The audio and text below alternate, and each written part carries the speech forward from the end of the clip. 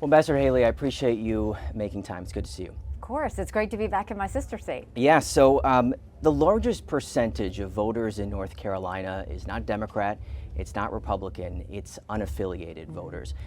How do you appeal to them come Tuesday, come this election? It's about, do we want more of the same, or do we want to go in a new direction? More of the same is not just Joe Biden, more of the same is Donald Trump. Or do we want to go in a new direction with a new generational leader that will spend day and night for 8 years getting things done without the negativity, without the baggage, just getting real results for the American people? You look at what's happening now. Republicans and Democrats no longer are about fiscal discipline. They don't talk about paying down the debt. Under Donald Trump, they grew government. They grew those agencies. They didn't clean them out. And then you look at our national security. They're focused more on isolating themselves as opposed to strengthening our alliances and preventing war. And then you see the chaos that's coming under Joe Biden and Donald Trump. I mean, Joe Biden calls his opponents fascists. Donald Trump calls his opponents vermin. Our kids deserve to know what normal feels like. And the American people deserve to know what it feels like to have government serve them and them not work for government. You have said you're looking for a good competitive showing on Tuesday. What does that exactly look like? It's whatever the media says. Y'all are the ones that decide what's competitive. What we're going to do is we're running through the tape. We're hitting as many Super Tuesday states as we can. We're in Raleigh today. We're headed to Boston tonight. We were in Virginia yesterday. I mean, we are continuing to be anywhere and everywhere to make sure that we hit as many people as we can and touch as many hands as we can. This is about the fact that we can't be a country in disarray and have a world on fire and go through 4 more years of chaos. We won't survive it. Tuesday night, though, you're going to be looking at the numbers and you're going to say either this was a success or maybe we need more work to do, though, I imagine. I mean, our focus is how do we get as competitive as we can. You know, we started with 14 people in the race. We defeated a dozen of the fellas. I got one more I've got to catch up to. They didn't think we'd make it to Iowa. We did. They didn't think, they said we were going to be 35 points down the day of New Hampshire. We got 43% of the vote. We continue to get 30 to 40%. And even though, yes, Donald Trump won those, you can't deny 30 to 40%. These aren't anti-Trump people. These are pro-America people who want to start seeing a country that their kids can be proud of again. On border security, you've been outspoken about this issue. We obviously heard former President Donald Trump, President Joe Biden talk about it this week as well. Was it a mistake for the Senate not to pass that bipartisan border security bill? What was interesting is you saw Joe Biden and Donald Trump at the border. I've been 400 miles down that border. And when I was governor of South Carolina, we passed the toughest illegal immigration law in the country. President Obama sued us over it and we won. But I watched these 2 men at the border.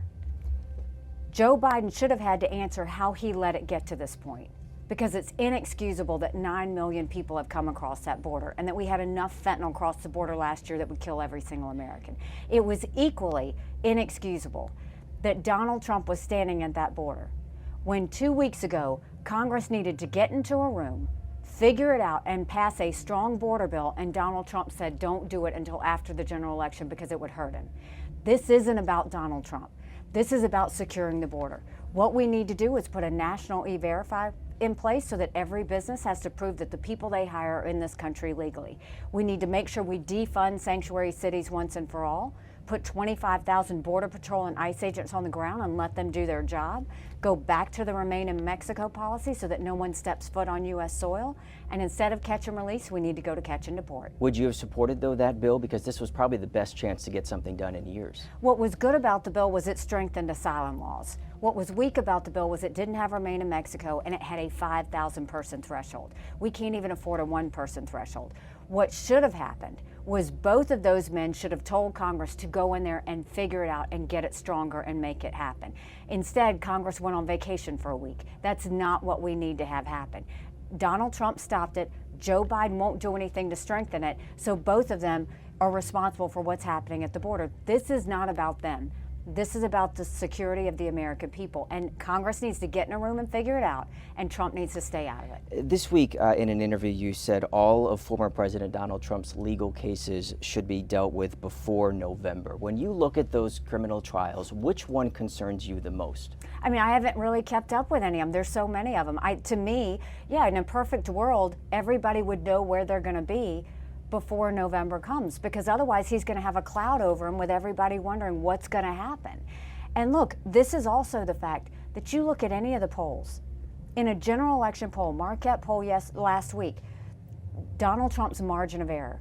I defeat Joe Biden by 18 points. You just had another New York Times poll come out today. Again, Donald Trump and Joe Biden, margin of error.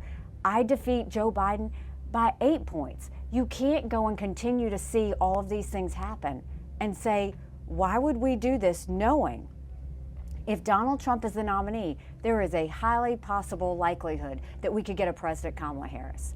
At some point, we need discipline and focus back in the White House. We haven't had it for a long time, and now's the time that I think the people of North Carolina and I think the people of America want to see it. But a lot of the details on these cases, though, have been released. So I wonder if you look at one of these and it stands out and says, we can't, this is not acceptable. Well, I think you look at some have been political, and some he's going to have to... Which ones have been political versus not? Well, I think you look at the New York cases, those have been very political. We know that. And then some have he's got to defend himself. I'm not a lawyer, so I don't know the details of what he did, what he didn't. I know that he's going to spend March, April, May, and June in a courthouse instead of on the campaign trail, and that's a problem. If Trump is found guilty in any of these criminal trials, and I know you want them to happen this year, do you still believe he should be pardoned if you become president?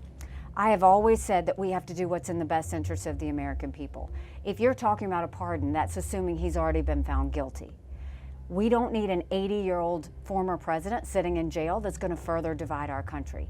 For the best interests of the country, we would need to bring everybody together, and yes, I would pardon him. The argument could be made that it might divide on the other side too if you were to pardon. It's not true, because Donald Trump would be screaming from jail and you would have everybody else backing him up. We have got to get past the chaos that's Donald Trump.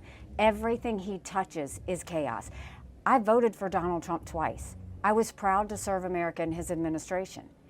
But you can't deny the fact that chaos follows him, and we just can't keep going in this world of chaos. Our kids are dependent on what happens, and look at what they've seen. They've been through COVID. They don't know if they're going to be able to find a job. They don't know what this $34 trillion in debt means for them. They don't think they're ever going to be able to own a home, and they don't know if wars are going to break out. And all of that is under a tent of anger and division. Our kids deserve to know what normal feels like. You've been critical of Trump's picks for the Republican National Committee. Is it a good idea for the president's daughter-in-law, Laura Trump, who's from North Carolina or has connections to North Carolina, to be leading his party? The problem is the primary's not over. The idea that he is putting his own person as the head of the party, the idea that his campaign manager is going to run it, the idea that they said the RNC is no longer about winning parties up and down the ticket, it's about Donald Trump. He's put $60 million of his campaign contributions into his legal fees. Now the RNC is going to become his legal slush fund. There is a resolution out there that says that the RNC cannot use these funds for his legal fees. We will see if they vote on it. I would say to the people of North Carolina, you need to find out from your 3 people that are representing you that vote on the record. We all need to see that vote on the record to see who's voting to pay those funds for his legal fees and who's saying no. Michael Whatley, obviously the other pick from Trump as well. I was at your campaign launch a year ago. Hard to believe it's been a year. I'm curious, you have said you have outsmarted all of the fellas, except one is left. Yeah. What has been the biggest surprise for you in this race so far? And I wonder if there's anything that has troubled you. I think the biggest surprise is how passionate people are for wanting an America that's normal again. How passionate they are in terms of worrying about their kids' future and what's going to happen. I mean, I think it really hits home when you talk to anyone who says, look, I've voted, Republican all my life. And now all of a sudden someone's telling me because I don't support Donald Trump, I'm not a Republican, I'm a Democrat. It goes to show that, Republicans used to be about fiscal discipline, smaller government, freedom. And now you see under Donald Trump, he put us $8 trillion in debt in just 4 years. He's gone and grown government, he didn't shrink it. And now he's going into this isolationist realm, which is about more control, not more freedom. It's going away from what we've always believed. I mean, I don't know that there have been disappointments. I think if anything, the girls that give me friendship bracelets and, you know, the people who are excited to see someone normal running and want to get away from all that. It's been nothing but gratitude for me. I'm incredibly grateful. Are you disappointed, though, by your party? Because there's been many in your party that you know well who have said, this isn't the party I recognize. No, I think what I'll tell you is you can't deny that in all the early states, Donald Trump did not get 40% of the vote. That's not an anti-Trump vote. That's a vote saying, we know America's better than this. In Michigan, he campaigned for 8 years. I campaigned for 2 days, and I still got 30% of the vote. Those are not small numbers. These are people who are saying we're not going away. These are people who are saying we're only going to get louder. These are people who are saying we're fighting for America freedom like we've never done it before. And you'll see that in our rally today. Lastly, Trump recently put out a list of vice presidential picks he would like to see. Are there one or two people right now at the top of your mind that you say, this is who I'd like to run with? No, I haven't thought about who would be a vice presidential pick. What I can tell you is it's not going to be about race. It's not going to be about gender. It's not going to be about political which state. It's going to be about who would be the best partner, because we've got a lot to get done the next 8 years that I could work with, that could really go and jump in and get our country back on track. Does it have to be a Republican, or could it be an independent? No, it would be a Republican. Ambassador Haley, I really appreciate the time. Thank you. Thanks for your time. Yeah. Thank you. Thank you for watching our YouTube channel. Let Spectrum News be your resource for balanced, in-depth political coverage, and click the subscribe button right here. You can also download our app or watch us on TV to learn more about the candidates, where they stand on the issues, and more. We'll see you then.